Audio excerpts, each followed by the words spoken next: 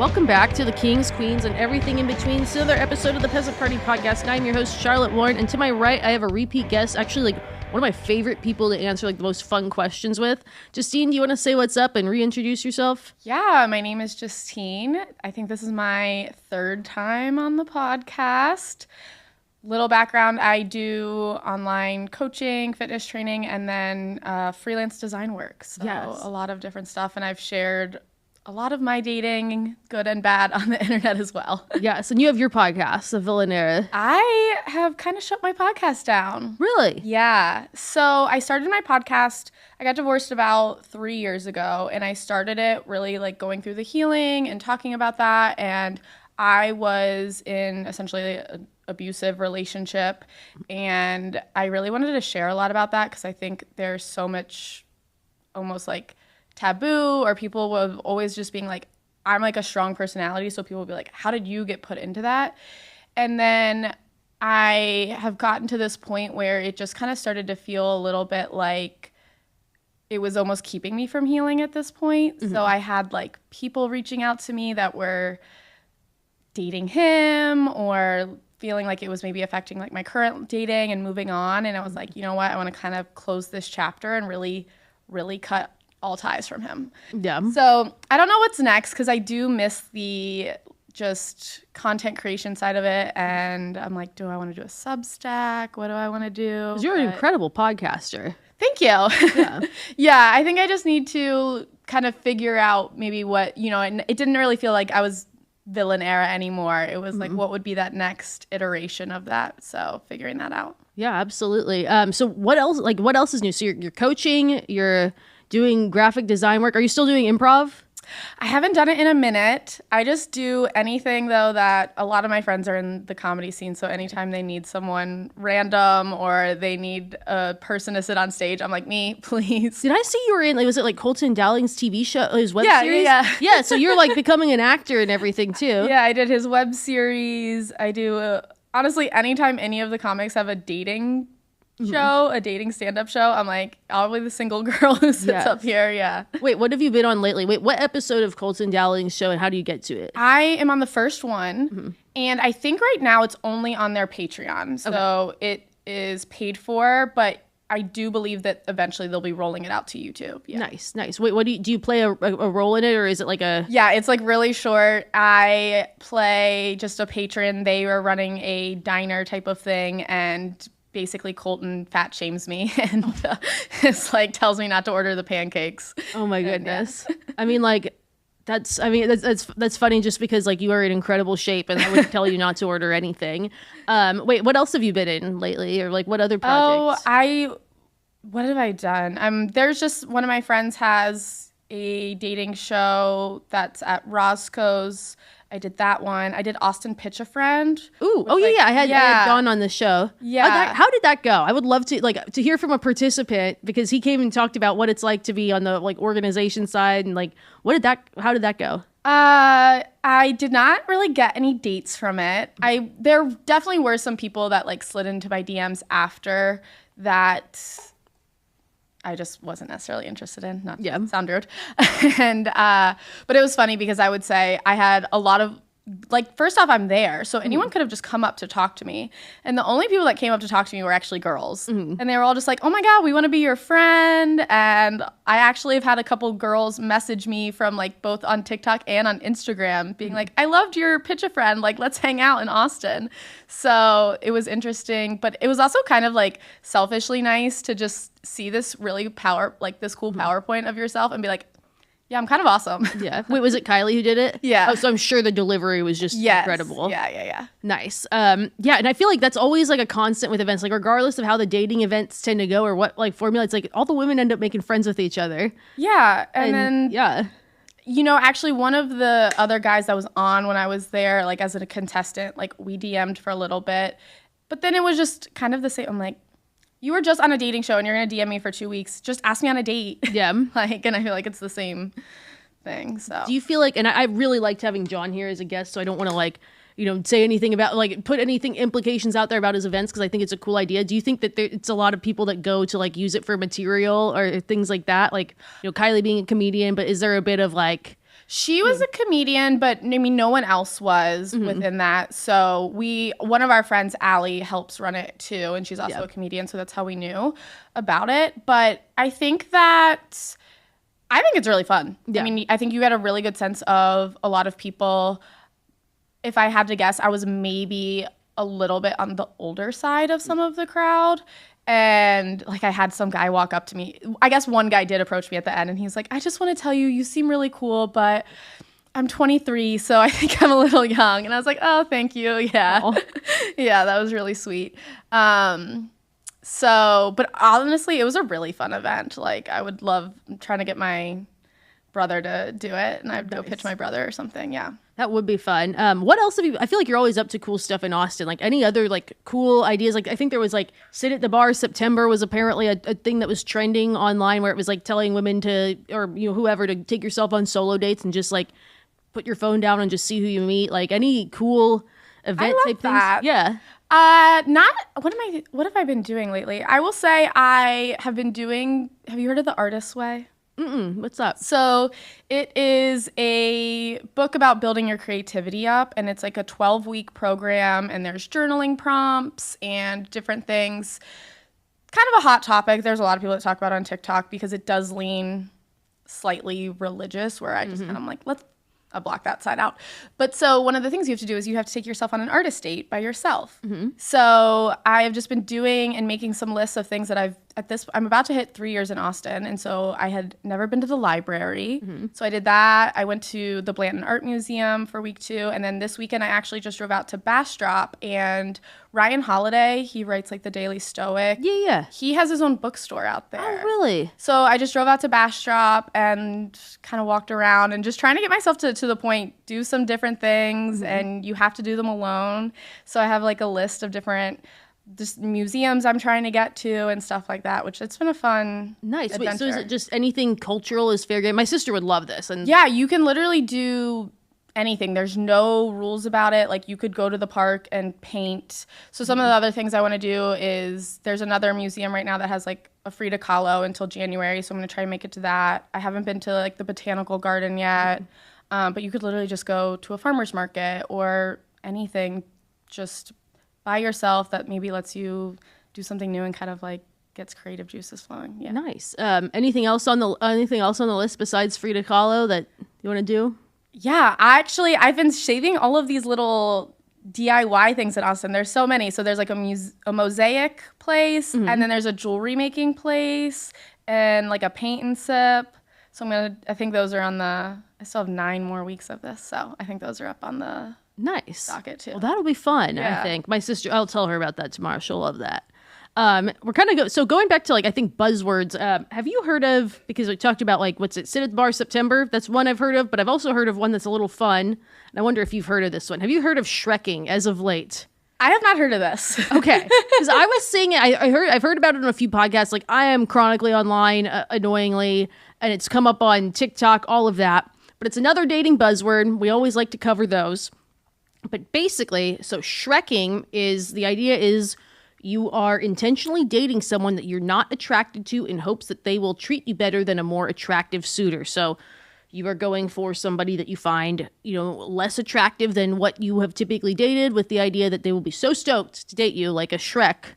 They always give them the dumbest names. And the idea is like, they'll be so stoked to date you, they'll treat you better, but they're just, a lower tier of attractiveness or something. Have you heard of that? No, and you said you had. Yeah. I think that sounds insane. Yeah. Right. Yeah. I think one, it's silly to not act that attraction is important in a relationship. And 2, to intentionally do that, I think anytime that I've dated someone who you could tell maybe they felt like I was like, no, I'm interested in you, but I feel like if they felt in any way they were like not meeting my standards in some way, they self-sabotaged it. I think anytime I've like given a guy a chance. Yeah, it's like, because you see those memes like, well, don't give ugly guys a chance, and it's mean, and it's always said as this like cheeky thing on TikTok, and like I don't know why it's okay, but like, yeah, like I feel like you see that all the time, and it's like, and attraction is so multidimensional in terms of just it's so much more beyond someone looks, right? I love someone who is going to make me laugh. Like, that's really important. And then you see other people who are maybe like super conventionally attractive, and I'm like, they don't do anything for me. But like me and my girlfriends joke all the time, like none of us would ever pick the same man out ever. Yeah. You know, so it's like, that is just, we're always joking. We're like, you're dating him. And I don't know, my ex definitely, a lot of people saw pictures of him and were like, Justine. And I would say, I thought he was adorable. I thought I was so attracted to him. And I would say, like, just also very not my normal type and like very different background. So people were all like, how did this happen? And then that man still cheated on me. So like, why would you do that purposefully? Yeah. And I think it's I think it's like a superficial. I think some of it is also like revisionist history, where it's like, you know, like you break up with somebody or they break up with you more likely. And then it's like, oh, well, I just gave the ugly guy a chance or something like that. And it's like, no, you were there for a reason. Like, I don't know. It feels very like 90s rom-com to be like, oh, I'm going to go pick this person. Like, it feels more like, you know, a retroactive thing when I think of it. Yeah. Because something got you there in the first place. Usually. Yeah. And usually, like, no one hates themselves enough to be like, I am not into this person, but like maybe they'll like me. Like, I don't know. I don't think of any human thinking like that. Like, it feels, I don't know, like someone's trying to write a bad like AI rom-com. And where's the end game with that? Because it's like in 20 years, you're going to want to have sex with your partner. Yeah. And if you already don't like him now or her, how are you going to last that long? Like, where does that benefit anyone? Yeah, like, I guess maybe the thought is like this person is going to worship the ground you walk on because they're just like, you know, they think they've caught, you know, the best catch in the world because they otherwise wouldn't be able to date somebody like you. And then, you know, it makes up for whatever they're missing in the looks department that you've got this person that's obsessed with you. I don't know. I also kind of think when you think about this, it feels like almost something that, and not to be stereotypical, that men maybe feel like they can do with money.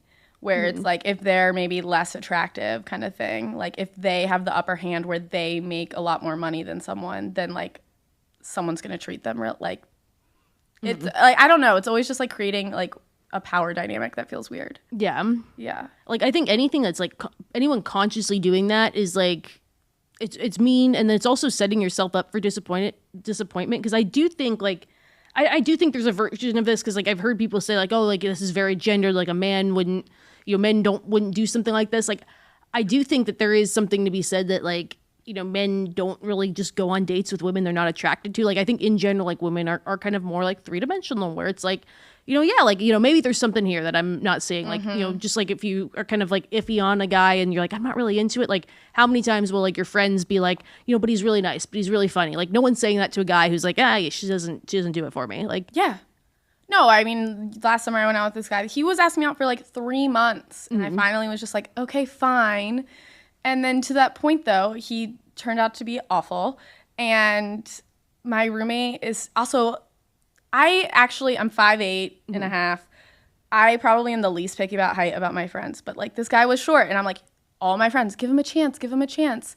And then my roommate's like, I don't know, I still think you and so will be a thing. And I was like, why would you wish that upon me? Like, I was like, I gave him a chance.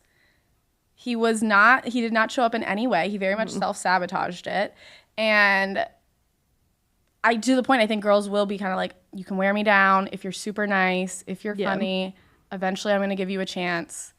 And I mean, I probably will still keep giving chances, but like so far it hasn't worked so well. It's hard because it's like women. I feel like we do have people like that will like second guess, like that make you second guess it in a way that maybe men don't. Like I feel like people hear a no from a man and they're like, it's a no. And like, but I do think it's because like, you know, men operate that way. Like I wouldn't go on a date with someone I'm not attracted to. Like, you know, they're going to walk into those dates as though, you know, you're attracted to them just like you would be attracted to anyone. Like they're not going to be like, oh, I've been given a chance. Like, I don't know. Yeah. No, well, when I was on that date, when I finally gave that person a chance, mid-date, he like stopped and looked at me and he said, why are you out with me? Like, you can do so much better. And for me, looking back, I was like, that was such a red flag because I, even to the point, think someone is going to say, okay, you're out with me.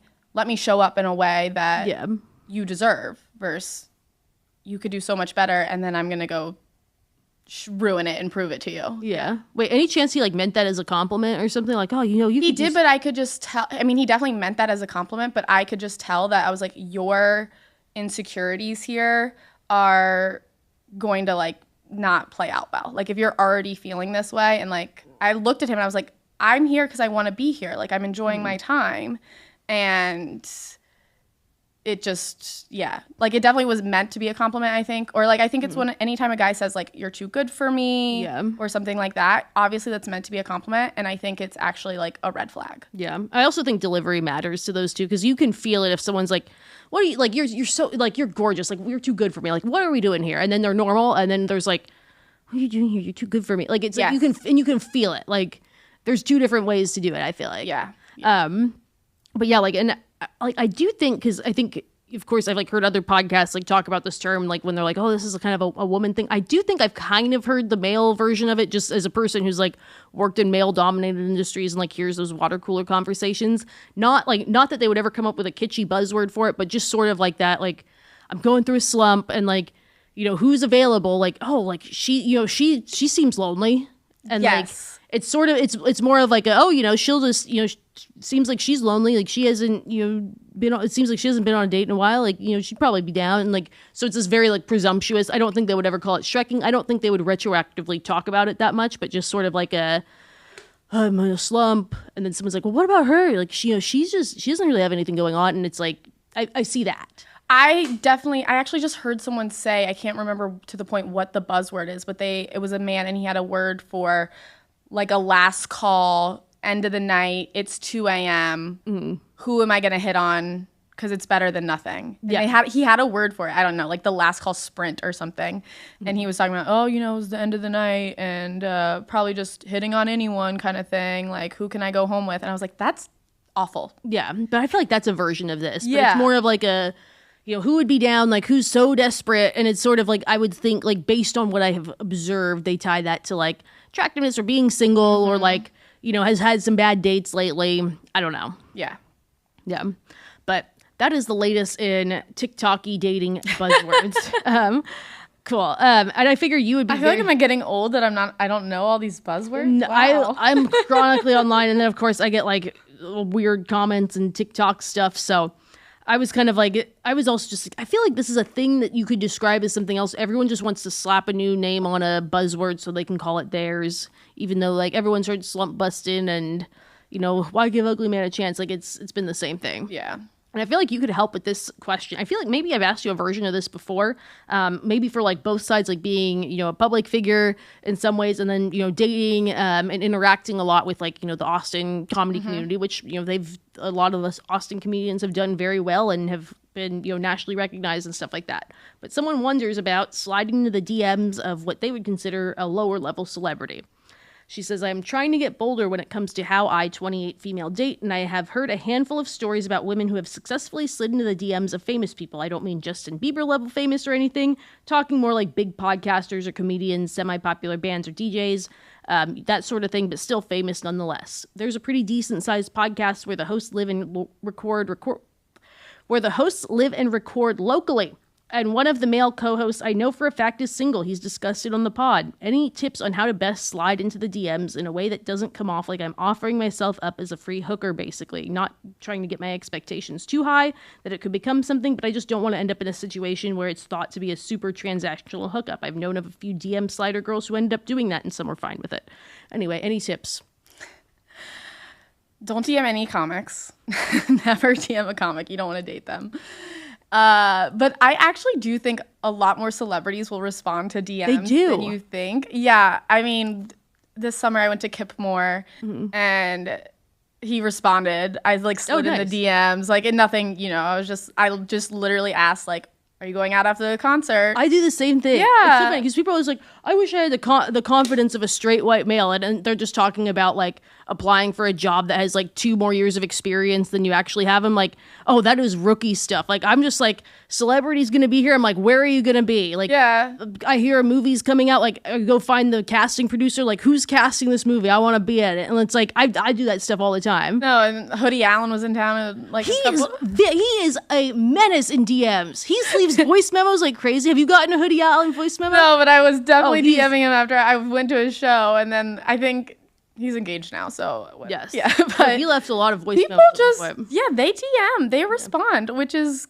so just shoot your shot. But I think you are definitely running that risk of knowing they probably have a lot of girls in their DMs.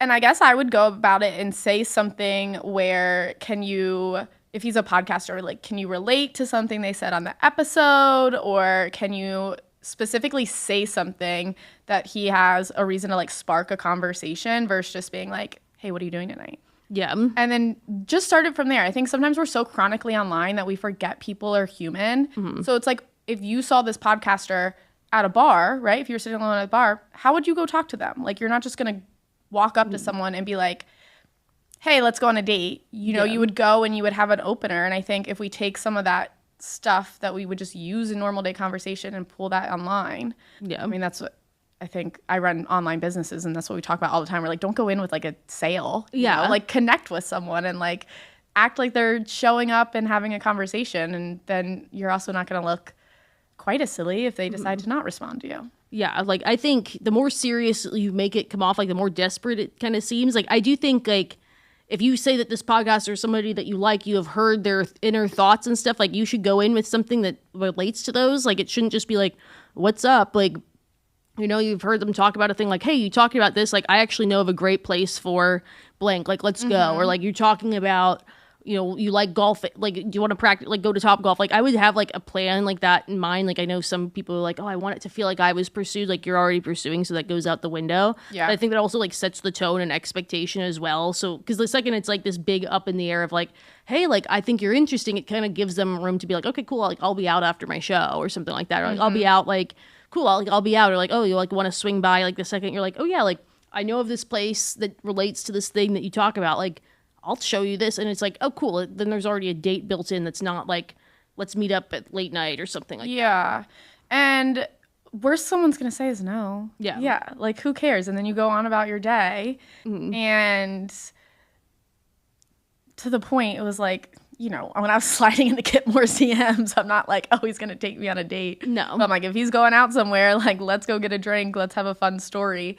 And that was the mindset with that. And I think it's totally okay for a woman to also make the first move. Yeah. Like, yes, we want to be pursued. And I think after that, you don't have, there's a difference between showing your intention and showing your interest and like chasing someone desperately. Yeah. And that's one DM isn't chasing. I think like the other beautiful thing too, and like, you have to kind of like accept that no answer is a no, but like something I would do when I was like DMing people is like I would just delete the message after I sent it so I didn't look back at it. I wouldn't see the like red message or something, and I would just like forget it happened. And then the other thing I think you need to do, and I say this like, is you have to have a public profile. Like you gotta make that profile public. Like they have to have the same information you have about them. Like, and you have more information about them anyway because like they're a podcaster. But like what would bug me so much, like, and like I wouldn't get crazy DMs. I wasn't like a big public figure. It was just like these sort of like DMs that would come from like I'm like trying to find like the one example that pissed me off so much, like from like 4 years ago. But like you're someone that was just like, oh yeah, like what's like who did it, and then like it's like you don't have a public profile. Like I don't know who you are. Like don't get mad at me. Oh yeah, they got mad at me when I said, where is this person?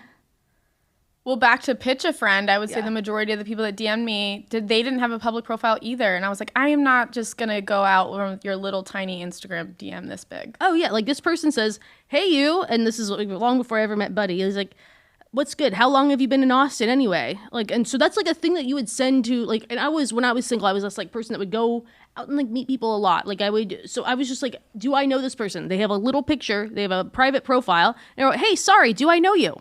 That is a fair thing to ask. And he writes, wow, you're so polite. Sorry, excuse me. And I blocked him. But like, that is a fair thing to say to someone who's like, tries to jump into like familiarity like that. Like, do I know you? Yeah, that's I don't know. Like, you have to kind of be like, hey, what's up? Like, big fan. Like, heard you talk about this. I know about a good place for that. I definitely think you should be public for sure. Yeah. And also to the point, I have heard, I don't know the truth in this, but I think sometimes we were like worry like, oh, I don't have a big following. They're not going to DM me back. I've heard that they DM people back more than They like do. that. Yeah. They're like, cool, a person. Yeah. There's no agenda here. Yeah. They're not going to make a little TikTok video about me, or they're not like they don't want to be famous, which like, yeah, like it's what I feel like there's like a kind of like a bell curve where it's like, oh, like the moderate sized followings or something are the people they worry about, like the clout chasers. But it's like a person who appears to be a truly private person. Then of course there's like legitimate other celebrities and stuff like that where they're business opportunities. But like, I think there's like a bell curve there. Yeah, for sure. Yeah. Who's the most famous person in your contacts? I feel like that's always a fun question. While I look up the next one. I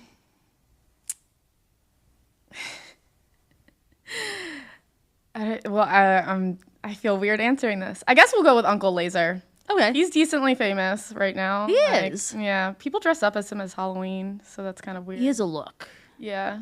I mean, I feel like also just Kill Tony fans are just feral people. I have like a indie rapper in my contacts, but I'm going to keep that name. Nice. Quiet. I have Young Gravy in my contacts. Oh, yeah. Yeah, that was a fun one. Great guy. Okay, we'll go to the next question.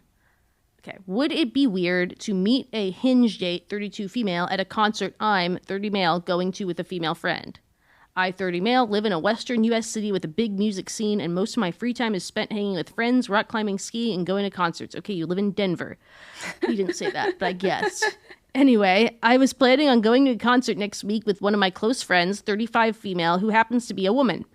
We've been friends for 2 years and are in the same larger friend group, but she's one of the few who is interested in the same band, so we figured we'd go together. While she's awesome, I don't think of her romantically or vice versa. We regularly talk about our dating lives, and she's into guys that are nothing like me.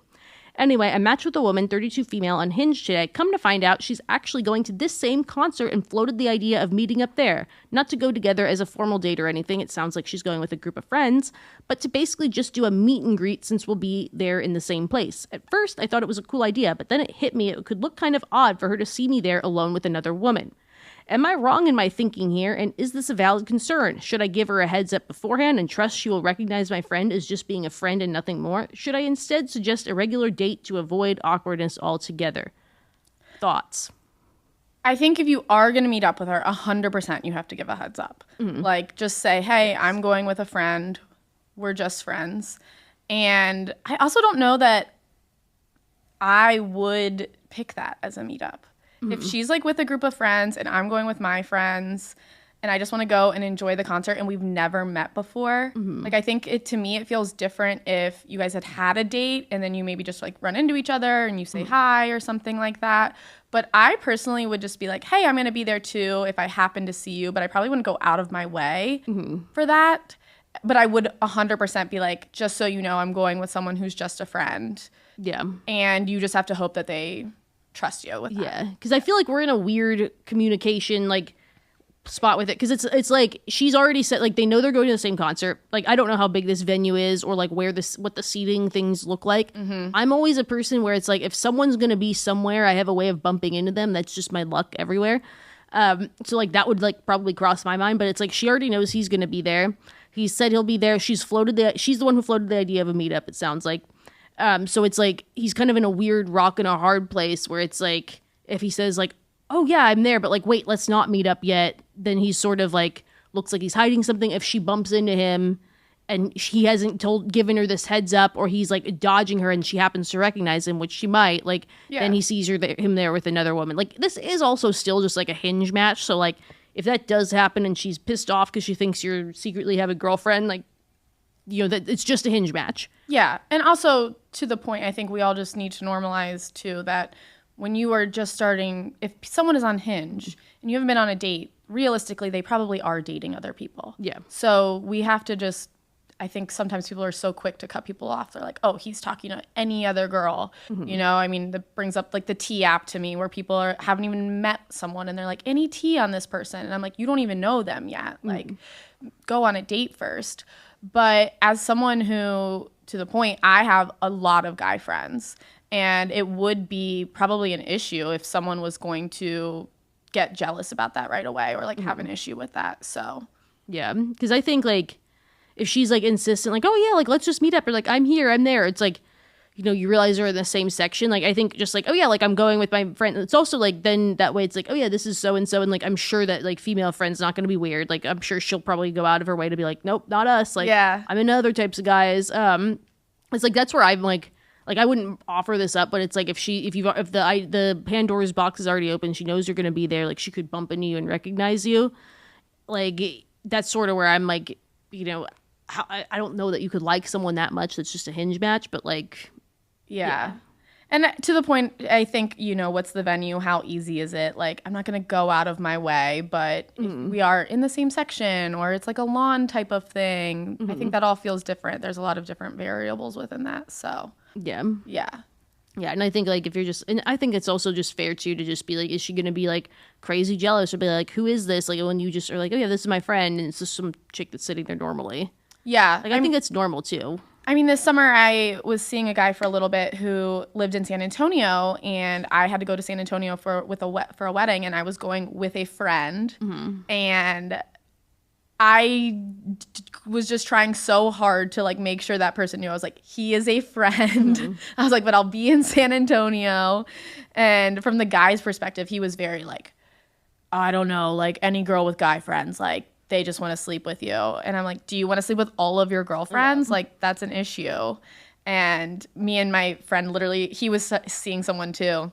We we took our pictures just like jokingly, like shaking hands, like very like let everyone know we are platonic. Yeah. But it is like I don't know, like how do you? It's a tough song because I feel like it's a normal thing. I feel like it's more normal, like as singles, to have these like guy friend, girlfriend that is like platonic that you do stuff with. Like I feel like once you like get into a relationship, those kinds of things just like naturally taper off, which is like fine because they're not really that intimate of friendships anyway. They're like dudes.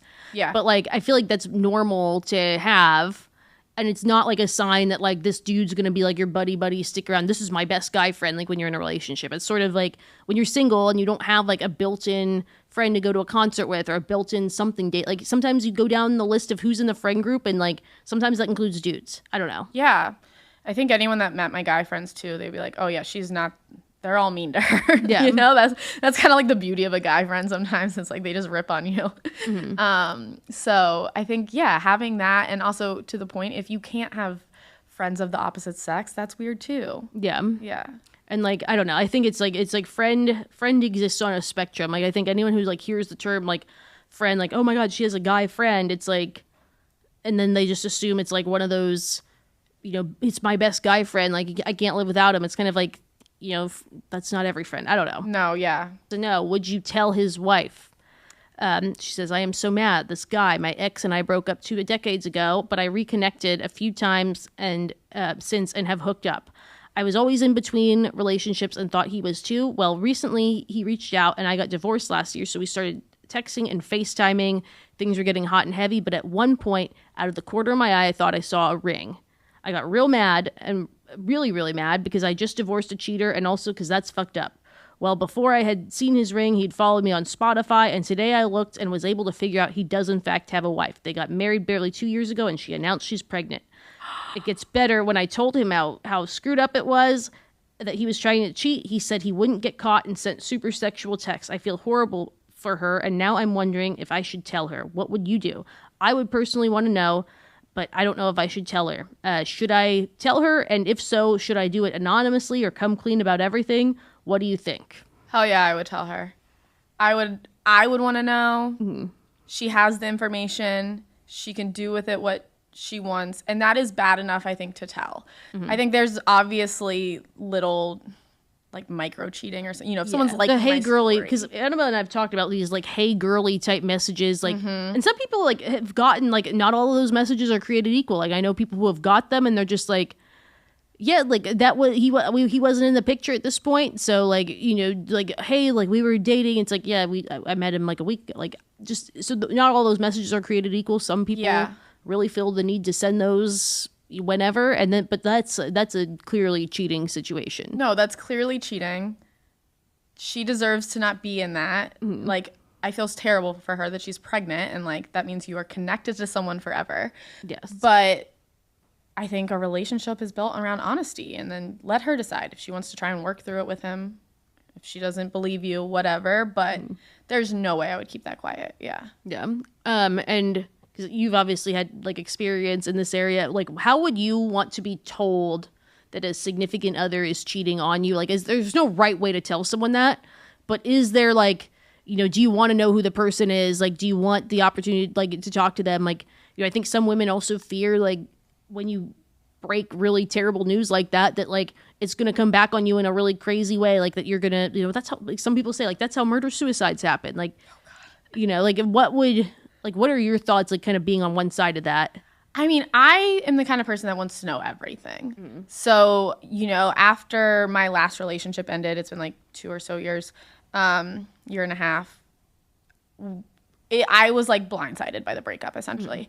And then in the comedy scene, small scene, word got around. Some of my friends heard stuff. And like, I remember my roommate came into my room and was like, hey, if I knew something, would you want to know? And I was like, give me all the details kind of thing. And then I was like, who is, and it took everything in me not to say anything. I was like, I'm going to call them out, blah, blah, blah. And like, I didn't. I mean, at that point we were broken up anyway, but I'm the kind of person where I want to know everything. But then I know she had asked one of our friends, she had asked like a side friend before she told me. And our friend was like, I wouldn't want to know. So obviously it's going to be like very different, but she could kind of open it up and just say, hey, I have some information on your husband. I'd love to talk. Yeah. And let the woman see how she reacts. Yeah. Yeah. Yeah. And I think like, it's also just like give the information and then recuse yourself quickly. Like, don't stick around, like, answer the questions, but then, like, if it gets weird or intrusive, like, hey, like, this is all the information I have. I don't want to get involved. Yeah. Block that man. I would want to know, like, I would want to know, so I'm telling you, but, like, I'm not looking to do anything beyond like, this. I'm just giving you the information you need to make a decision because I would want the same thing. Yeah. I mean, I just, like, they're married. That's a lot, Yeah. She deserves to be, and she deserves to, the wife deserves to be with someone who is respecting her and trusting her. And I always think that, me, for instance, I got divorced after a year, and I'm so glad I didn't wait even a year and a day more. The earlier I think that it's obviously really hard, and maybe she doesn't leave him or whatever. I think divorce is really hard.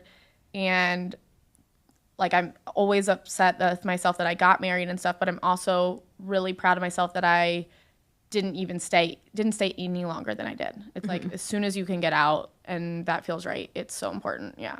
Definitely. Yeah. And have you ever been on like, had to tell someone that someone's cheating, whether that was because you were involved with someone or because you heard kind of like the heads up? Like, have you ever been that person who had to tell? I don't think so. No, I don't think I've ever had to tell. I've never been as far as I know, I've never been the other girl. And I think the only thing that like there's just been some times where I'm like, all right, brother, you don't need to be fire reacting my Instagram story. Like, to the point I know you have a girlfriend kind of thing. And also it's like, those are so, yeah, I don't know. Because that's not something I would go to another woman about. I've heard of people where it's like they've like told the girlfriend when a guy's sending them fire emojis. And I'm like, is that a little like, I mean, there's some points where it's like, I think there's like, generally speaking, most people know what the fire emoji is. There is like a former sales director who's in his 50s who like is married with kids who like really likes the fire emoji and sends it to everybody. So it's like, I will trust someone like that doesn't know what the fire emoji means. But like, what is the line between like weird and kind of sketch, like kind of weird, probably not okay, and like need to like go out of my way to tell a significant other? I feel like as soon as they maybe sent a message that involved words of any time, right? It's not just an emoji. Maybe they're like actually... There's no plausible deniability left. Yeah, openly saying something, or at any point, like, if that ever escalates into something in real life.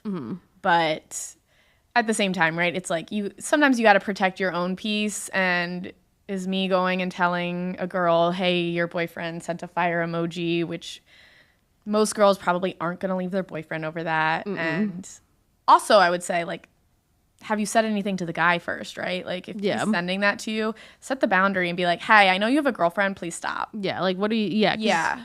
I think there's some of that too, where it's like, what is this? Like, I don't know. Like, yeah, like I've known of people where it's like I sent a fire emoji and I went scorched earth, and it's like, I don't know. For me, scorched, it takes a little bit more to go to scorched earth. Yeah. Not that it's out of the realm of possibility, but, you know. Last question. All right. More of a general ponder to the universe. Why do people leave their jobs out of their dating profiles? Not an attack on anyone, just genuinely curious. I don't live to work. My job is a means to afford the things that bring me joy. Gosh, I cannot talk today. However, I did have a negative experience in the past with a partner who wasn't in proper full-time work, and that impacted the type of life I wanted. Couldn't travel with him, and I got stuck covering a lot of the bills. So a long-term partner having a decent income is important for the kind of life I want. However, most of the likes I'm getting are from guys who don't include their jobs in their profiles. Not just like a specific company or exact title, but just no job listed altogether. Curious why people do this. Wants to discuss in a general level as well, not just gendered. Is there any reason to do this that isn't shady? I actually think we had a conversation the last time I was on where a girl didn't put her, or she had put her. Oh, yeah, and a guy shows up. And the guy showed up. Yeah. Yeah. He like showed up at an event from her job. So I think that would be, I don't necessarily think it's shady, but more of a privacy type of thing.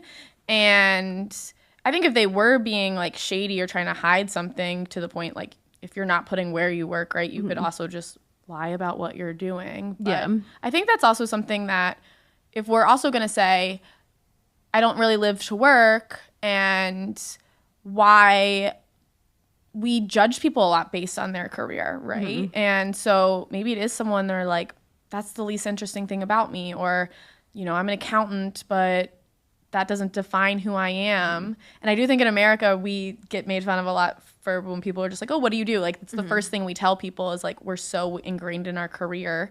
So maybe it is kind of nice to not know what someone's job is. Yeah. I think mine literally said like, because what was I supposed to put on there? Like, I do personal training and then I do like fashion design graphics. And I was like, how do I put this in a bio? And I think it literally just said like self-employed, and the way it came up, it was like self-employed at self or something. Yeah. And so people would just ask me about it, and I was definitely not trying to hide it, but I don't think that comes off as like super shady to me. No, and I also think because I'm blanking on where I heard it, but there was one like woman I know who's like most chill person ever, but she's an engineer, like, and you would never guess, like, she's not a nerd, like, but she was just like, if I put engineer, I just get a bunch of engineers and a bunch of nerds and like doing engineer pickup lines, and she's like, and then like the types of guys I do like are usually just like, oh, I don't know anything about engineering, or they just assume I want engineers because most engineers date other engineers, and she's like, I just didn't want to deal with a bunch of fucking engineers. Yeah. And she's like, so I just didn't put it. And then people can be like surprised by it or not. Yeah.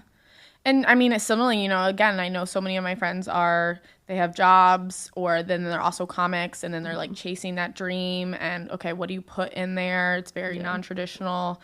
And yeah, because I guess if you like are an aspiring comedian and that is the life that you are wanting, and then you are an accountant by day, like, are you selling, bait and switching someone by saying I'm an accountant, but like at any second, like that can go away very quickly, and then we're doing comedy. Yeah. Like, it's like you could be maybe selling the wrong thing, but also you're not a big comedian yet. So like, who am I to put that as my career? And it's also just, I think that's such an easy question. If someone doesn't have it on there and everything else on the app looks like something you're interested in, then go ahead and that's important to you. Ask them. I don't think that's a weird question to ask right away.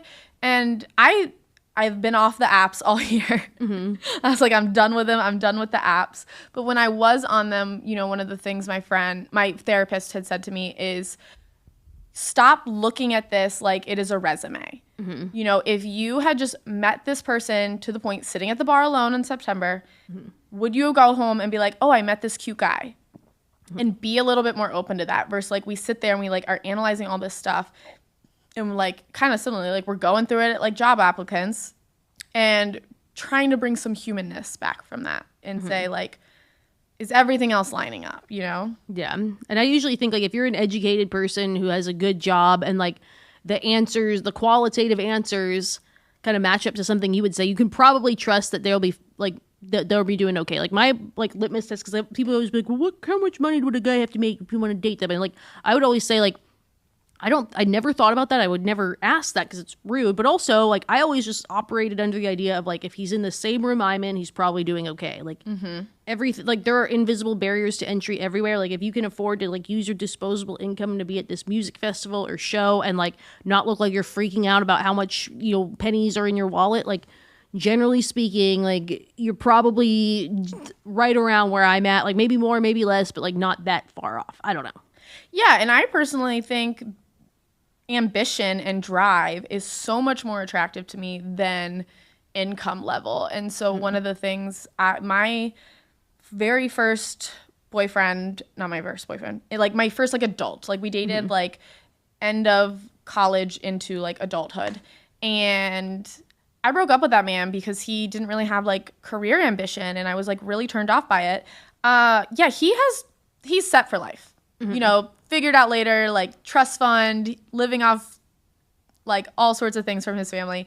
And like to me, I was like, you know what though? Like that wasn't attractive to me. Like that wasn't working. And then again, you know I've mentioned this a few times, but like my ex was a comic, and like that man was struggling, but he's chasing a dream and like he's going after all of this. And I was like, hey, I think that is like very attractive that you're like going after what you want to do for work.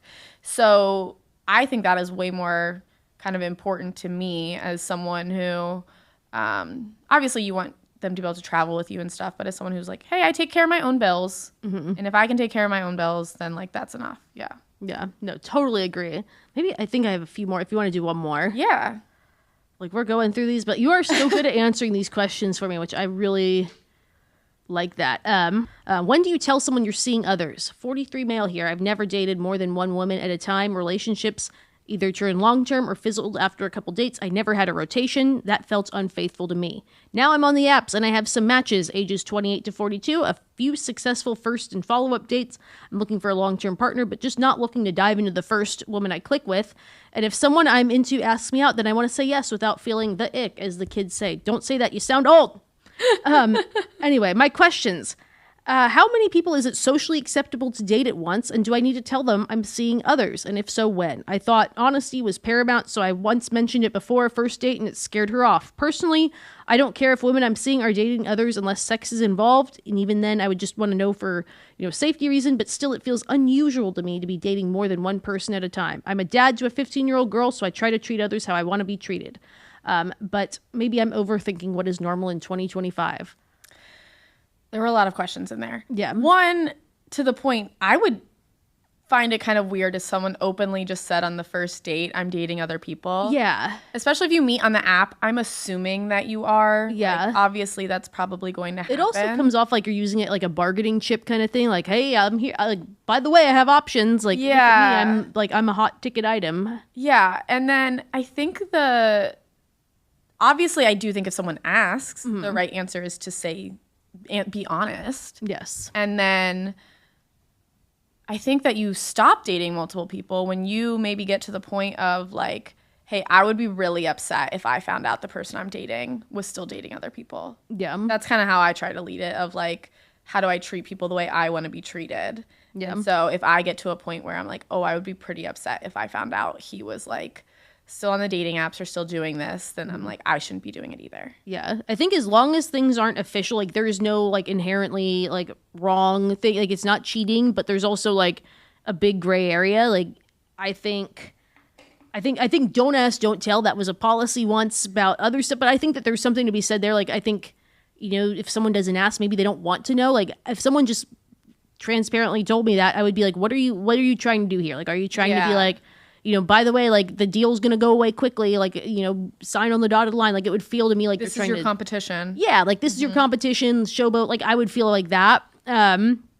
So I wouldn't go out of my way to say something. I think like that's where like sex kind of gets things, like, hey, like I do think like if you're having sex with someone and they potentially think you're the only one and there's like other, things getting involved, like there is something sketchy there.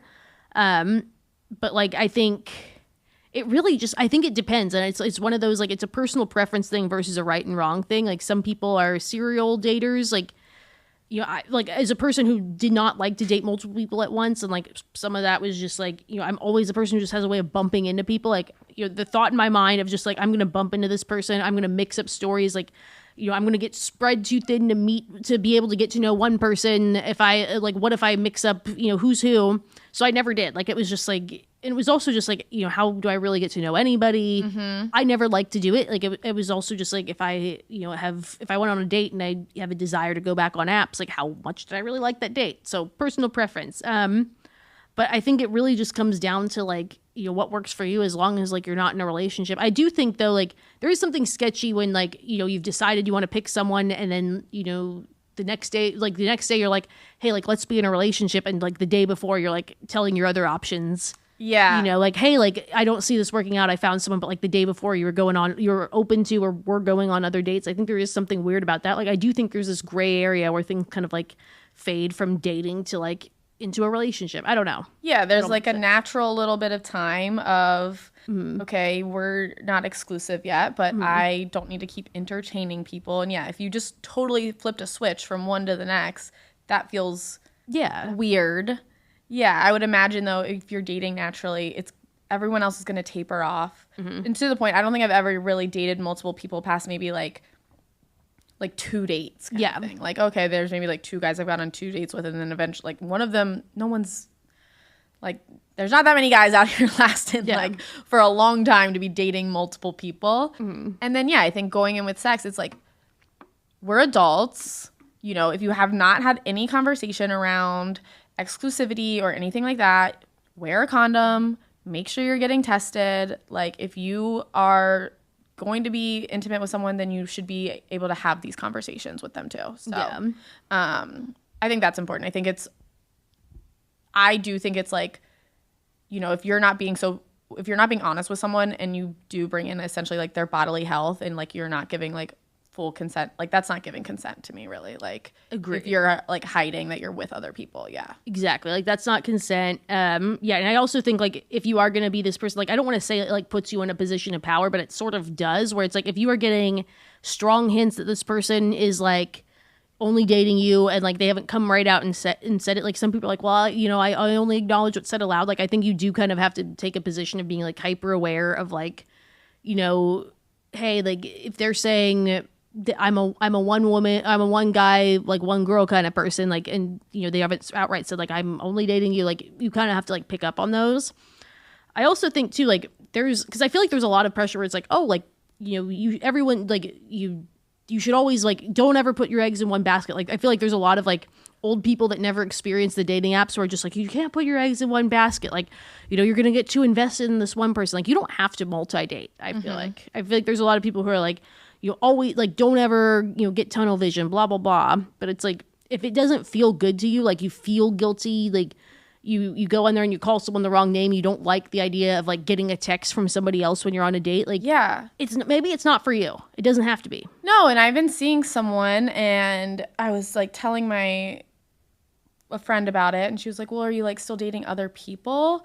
And it is such a thing that comes from like the apps, right? Because I was like, I'm not on the dating app, so the fact that I'm just like like the concept that there just be like all these men asking me out to like keep dating other people, I think is like a little silly. And so she was like, maybe you should like keep your options open and keep dating other people. And I was just like, there's actually like so many other things that I want to work on in life right now besides dating, where I'm like, I don't even want to spend like, you know, the couple minutes a night of swiping on an app. And I was like, I like the person I'm seeing, and you know what, Sure, I think it's like dating multiple people would kind of maybe keep you from getting hurt. Like I think a lot of dating advice is with the idea that like I'm gonna keep myself from getting hurt. But like also let's just get hurt, you know? Like what if you just went in open hearted and like there's something for the beautiful best, to being open to being hurt. Yeah. And like told someone, hey, I like you and I would like to see where this goes. And to the point I'm like, I have so many other things to do that the idea of dating multiple people is like, where does that fit in? I feel like so much dating advice is designed for like a 25-year-old living in New York City who's just like not like thinks she wants a relationship but doesn't really, like a wannabe Carrie Bradshaw type. Yeah. And it's just like, don't let yourself get hurt, like be in the position of like all this stuff where it's just like, ugh, like this is advice for like a TV character, not a person. Yeah. I mean, like this week alone, right? Tonight I gotta watch the Bengals. I got a comedy show tomorrow. I personal train on Wednesdays.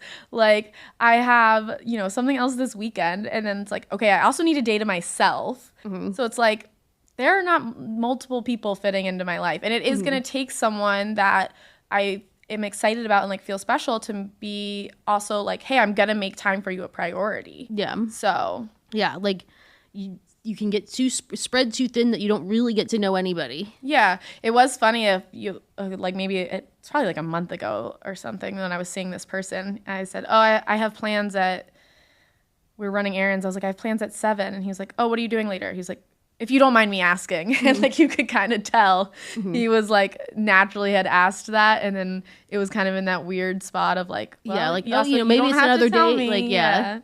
But it was. I was like, oh, that was sweet. Yeah. Well, I mean, yeah, that's thoughtful. And I think it's also just the awareness of like, yeah. You have a life. And I think there's something actually like really thoughtful to that too, where it's like, even if it's not a date, it's like, you didn't like sometimes where it's like when I would be on apps where it was like, you would get a message and then like, that would be like at 8 a.m. and then 3 o'clock, it would be like question mark, question mark, question mark. It's like, I didn't come into existence when I matched with you. Like there's a person on the other side of this. Like, yeah. This is workout. Like, what are you doing here? And so, like, I think there's something to be said for that respect, for sure. Oh, I think texting culture is insane in general. Like, even if people were just like, you have 30 seconds throughout the day. I was like, yeah, I might have 30 seconds. But and like, then that 30 seconds becomes like, it's like, then I'm twiddling my thumbs and we're having a whole conversation. Yeah. And also, sometimes I'm like, well, I want to sit and think about this. Or like, I don't want to respond. I don't want to get out of my flow. And like, it's also sometimes just the concept of like, you don't own my time. Like, yeah. We're just so used to instant gratification and like someone having to respond right away. I think it's crazy. I think there's this lack of social awareness by people who are like, they ask some sort of like pertinent, very important question that demands a serious response. It's like, it takes 30 seconds to respond. It's like, don't like it takes 30 seconds to respond if you ask a question that like needs one answer and no conversation. Like, did you lock the door? Like that's like takes 10 seconds. Like you can be mad at that. Like you can't be like, well, what are like, hey, how did you feel about like the date last night? Like I'm really into this. Like that's not no. I also back to like so many dating advice things. I think there's so much dating advice that is like revolved around texting and like having conversations in text. And call me old, but like I don't think that any important conversation should be had really in a text message. No, if you can help it. Like if you're asking someone certain things, like pick up the phone and call. Like, yeah. Especially for me, I don't want to ask those questions in text either because I want to see someone's body language for a lot of things. Like, or just like hear the tone of voice. Yeah. Like you want to hear the stare. Like I don't want you to go and like go chat GPT and write me the Gettysburg Address of what I want to hear. Yeah, no. I want you to give me the raw answer. Yeah, like how are you reacting? What's tonality? There's so many other parts of like communication and the concept that people are just like having these crazy relationship talks in texting. And I was like, no. Like if someone sent me that text, I would literally be like, hey, I'm going to call you. Yeah. Yeah. I've done that. Like, I'm just like, why the fuck would you text? Like, what does this mean? I don't know. Yeah. Yeah. Justine, this has been a fantastic episode. I love how you were such a fun guest and you are so good at answering these freaking questions. I can't thank you enough for being here. Like, you are welcome on here anytime. Like, to everybody else, thank you for listening and yeah. bye.